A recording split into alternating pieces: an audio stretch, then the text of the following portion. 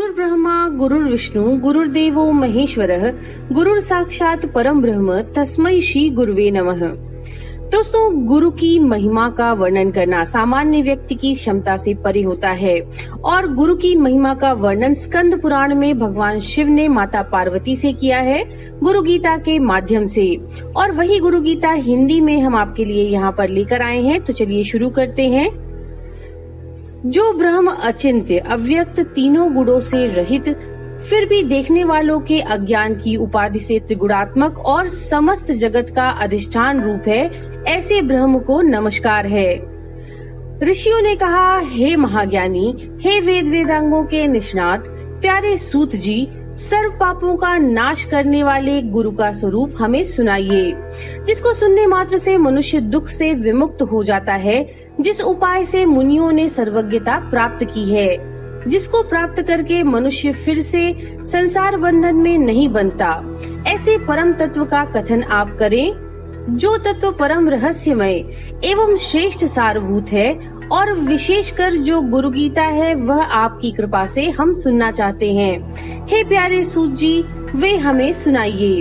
इस प्रकार बार बार प्रार्थना किए जाने पर सूत जी बहुत प्रसन्न होकर मुनियों के समूह से मधुर वचन बोले।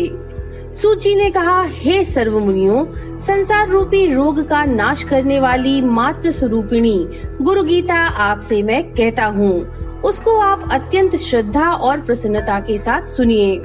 प्राचीन काल में सिद्धों और गंधर्वों के आवास रूप कैलाश पर्वत के शिखर पर कल्प वृक्ष के फूलों से बने हुए अत्यंत सुंदर मंदिर में मुनियों के बीच व्याघ्रचर्म पर बैठे हुए शुक आदि मुनियों द्वारा वंदन किए जाने वाले और परम तत्व का बोध देते हुए भगवान शिव को बार बार नमस्कार करते देखकर अतिशय नम्र मुख वाली पार्वती जी ने आश्चर्यचकित होकर पूछा।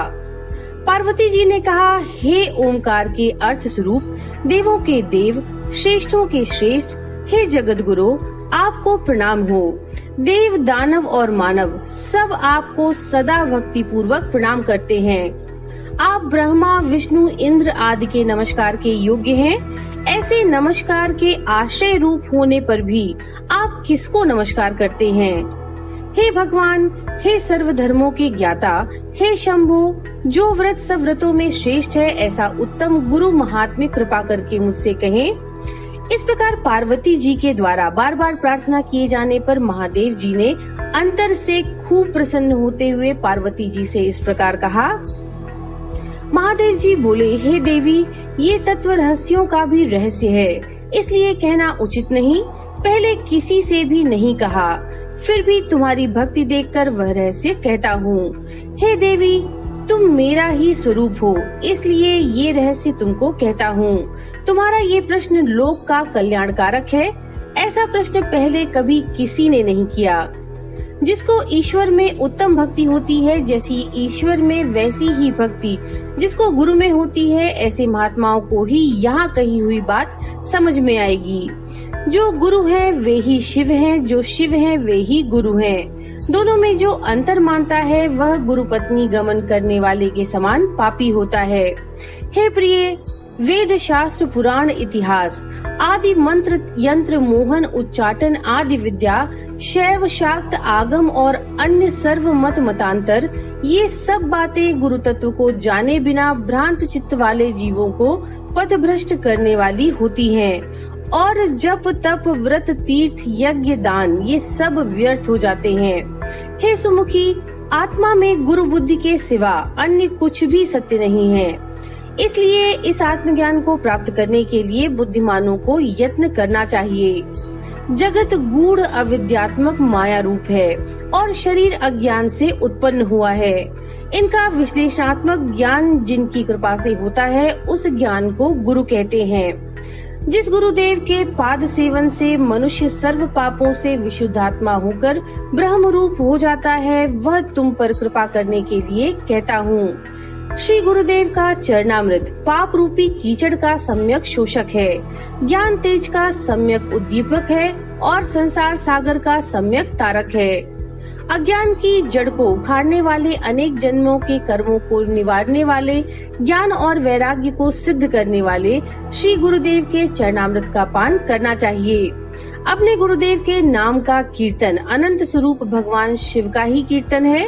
अपने गुरुदेव के नाम का चिंतन अनंत स्वरूप भगवान शिव का ही चिंतन है। गुरुदेव का निवास स्थान काशी क्षेत्र है। श्री गुरुदेव का पादोदक गंगा जी हैं। गुरुदेव भगवान विश्वनाथ और निश्चय ही साक्षात तारक ब्रह्म हैं। गुरुदेव की सेवा ही तीर्थराज गया है। गुरुदेव का शरीर अक्षय वटवृक्ष है।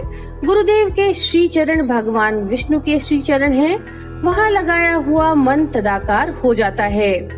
ब्रह्म श्री गुरुदेव के मुखार बिंद में स्थित है। वह ब्रह्म उनकी कृपा से प्राप्त हो जाता है। इसीलिए जिस प्रकार स्वेच्छाचारी स्त्री अपने प्रेमी पुरुष का सदा चिंतन करती रहती है, उसी प्रकार सदा गुरुदेव का ध्यान करना चाहिए। अपने आश्रम, जाति, कीर्ति, पालन पोषण ये सब छोड़कर गुरुदेव का ही सम्यक आश्रय लेना चाहिए। विद्या गुरुदेव के मुख में रहती है और वह गुरुदेव की भक्ति से ही प्राप्त होती है। ये बात तीनों लोकों में देव, ऋषि, पितृ और मानवों द्वारा स्पष्ट रूप से कही गई है। गु शब्द का अर्थ अंधकार और रू शब्द का अर्थ है प्रकाश। अज्ञान को नष्ट करने वाले जो ब्रह्म रूपी प्रकाश हैं, वही गुरु हैं। इसमें कोई संशय नहीं है। गुकार अंधकार है और उसको दूर करने वाले रूकार हैं। अज्ञान रूपी अंधकार को नष्ट करने के कारण ही गुरु कहलाते हैं। गुकार से गुणातीत कहा जाता है, रूकार से रूपातीत कहा जाता है। गुण और रूप से पर होने के कारण ही गुरु कहे जाते हैं। गुरु शब्द का प्रथम अक्षर गु माया आदि गुणों में प्रकाशक है और दूसरा अक्षर रू कार माया की भ्रांति से मुक्त देने वाला परम ब्रह्म है। गुरु सर्वश्रुति रूप श्रेष्ठ रत्नों से सुशोभित चरण कमल वाले हैं और वेदांत के अर्थ के प्रवक्ता हैं। इसीलिए श्री गुरुदेव की पूजा करनी चाहिए, जिनके स्मरण मात्र से ज्ञान अपने आप प्रकट होने लगता है और वे ही सर्व संपदा रूप हैं। अतः श्री गुरुदेव की पूजन करनी चाहिए। संसार रूपी वृक्ष पर चढ़े हुए लोग नरक रूपी सागर में गिरते हैं। उन सब का उद्धार करने वाले श्री गुरुदेव को नमस्कार हो।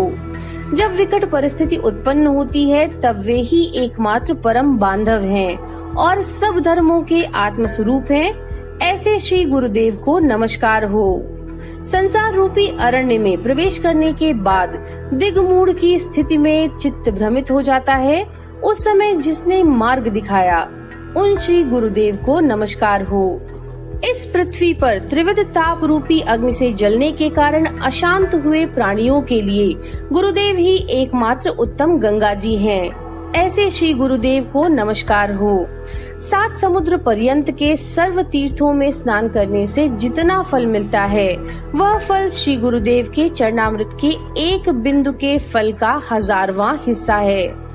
यदि शिव जी नाराज हो जाएं, तो गुरुदेव बचाने वाले हैं, किंतु यदि गुरुदेव नाराज हो जाएं, तो बचाने वाला कोई नहीं है। अतः गुरुदेव को संप्राप्त करके सदा उनकी शरण में रहना चाहिए। गुरु शब्द का गु अक्षर गुणातीत अर्थ का बोधक है और रू अक्षर रूप रहित स्थिति का बोधक है। ये दोनों यानी गुणातीत और रूपातीत स्थितियाँ जो देते हैं, उनको गुरु कहते हैं। हे प्रिय, गुरु ही त्रिनेत्र रहित साक्षात शिव हैं। 2 हाथ वाले भगवान विष्णु और 1 मुख वाले ब्रह्मा जी हैं। देव, किन्नर, गंधर्व, पितृ, यक्ष, तुम्बुरु और मुनि लोग भी गुरु सेवा की विधि को नहीं जानते। हे प्रिय, तार्किक, वैदिक, ज्योतिषी, कर्मकांडी और लौकिक जन निर्मल गुरु तत्व को नहीं जानते। यदि गुरु तत्व को प्रमुख हो जाए तो